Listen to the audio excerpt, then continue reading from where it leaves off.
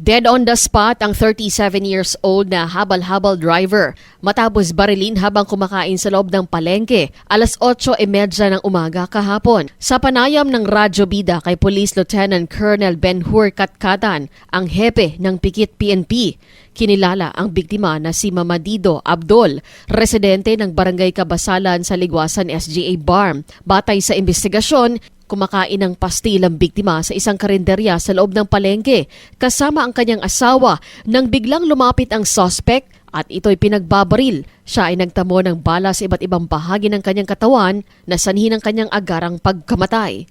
Habang may isa pang bystander ang tinamaan sa paa dahil sa insidente. Inihayag ni Police Lieutenant Colonel Katkatan na mayroon na silang sinusundang person of interest at matibay na motibo sa likod ng pamamaril.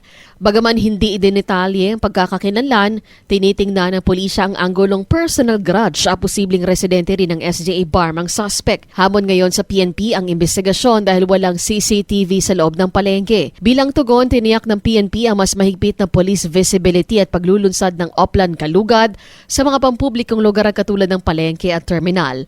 Layo nito na paigtingin pa ang inspeksyon sa mga pumapasok sa mataong lugar upang matiyak ang kaligtasan ng mga mamamayan.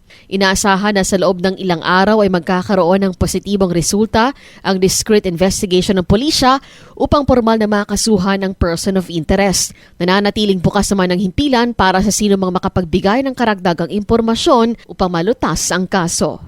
Cherry May Tapia, NDBC Bida Balita.